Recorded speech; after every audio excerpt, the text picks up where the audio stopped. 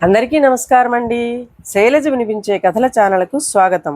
ఈరోజు మనం డి పూర్ణిమ గారు రచించిన దొంగను మార్చిన కుక్క అనే కథను విందాం. ఈ కథ జూలై 2012 చందమామలో ప్రచురింపబడింది.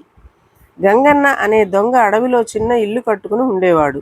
చీకటి రాత్రులలో సింగవరం వచ్చి అనువైన ఇంటిని కొల్లగొట్టి తెల్లవారకుండా అడవిలోకి వెళ్ళిపోయేవాడు. ఒకరోజు గంగన్న ఇంటికి వెళుతున్నప్పుడు ఒక చిన్న కుక్క పిల్ల వెంటపడి అతని ఇంటికి వెళ్ళిపోయింది. గంగన్న దానికి ఇంత ముద్ద పెట్టాడు. ఆ కుక్క అతనితోనే ఉండసాగింది. ఒంటరి గంగన్నకు ఆ కుక్క దేవుడిచ్చిన తోడనిపించింది. కొన్నాళ్లకు ఆ కుక్క పెరిగి ఒక చిన్న సింహంలా తయారైంది. ఒకరోజు గంగన్న దొంగతనం చేస్తూ భటులకు దొరికిపోయాడు. రాజు అతనికి 5 ఏళ్లు కారాగార శిక్ష విధించాడు. గంగన్న రాకపోయేసరికి కుక్క అతడిని వెతుకుతూ సింగవరం చేరింది. ఎంత వెతికినా గంగన్న జాడ తెలియలేదు.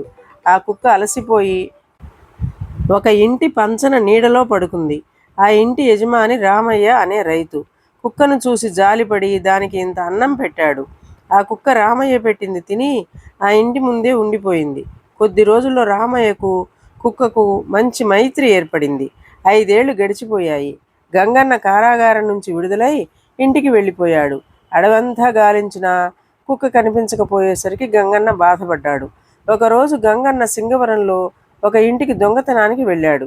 అది రామయ్య ఇల్లు. గంగన్న ఆ ఇంటి గోడకు కన్నం తవ్వసాగాడు. ఆ శబ్దానికి కుక్క మొరగబోయి గంగన్నను గుర్తుపట్టి ఆగిపోయింది. గంగన్న మాత్రం కుక్కను చూడలేదు.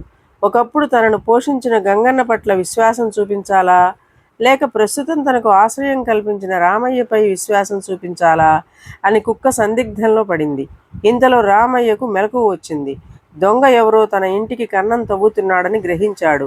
గుణపాన్ని తీసుకుని ఇంట్లో నుంచి కన్నానికి అటోకాలు ఇటోకాలు వేసి గుణపాన్ని 2 చేతులతో పట్టుకుని నిల్చున్నాడు. దొంగ కన్నంలోకి దూరగానే గుణపంతో పొడిచి చంపడానికి సిద్ధంగా ఉన్నాడు. కుక్క తలుపు సందులో నుంచి రామయ్య చేతిలోని గుణపాన్ని చూసింది. గంగన్నను చంపడానికి రామయ్య సిద్ధంగా ఉన్నాడని గ్రహించుకుంది. అది మొరిగి గంగన్న పారిపోతే రామయ్యకు ద్రోహం చేసినట్లు లెక్క. మొరగకుండా ఉంటే రామయ్య చేతిలో గంగన్న చచ్చిపోతాడు. కాబట్టి గంగన్నకు ద్రోహం చేసినట్లు అవుతుంది. ఏమి చేయాలా అని కుక్క సందిగ్ధంలో పడిపోయింది. గంగన్న ఈలోగా కన్నంలో దూరడానికి ప్రయత్నించగా కుక్క ఒక్కసారిగా ఆ కన్నంలో ఒక్క దుముకున దూరిపోయింది. రామయ్య దొంగ దూరాడు అని భావించి చేతిలోని గుణపాన్ని కుక్క నడుం మీద దింపేశాడు. కుయ్యో అని కుక్క చనిపోయింది. ఈ అలజడికి గంగన్న పారిపోయాడు. కుక్క చేసిన ప్రాణత్యాగం అర్థం కాని రామయ్య కుక్కను తనే స్వయంగా చంపినందుకు ఎంతో బాధపడ్డాడు. తెల్లవారాక గంగన్న సింగవరం వచ్చి విషయం తెలుసుకుని చనిపోయిన తన కుక్కను చూసి ఏడ్చాడు.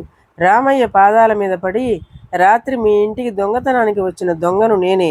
ఈ కుక్క ఒకప్పుడు నా దగ్గర ఉండేది. దానికి ఉన్న జ్ఞానం కూడా నాకు లేదు.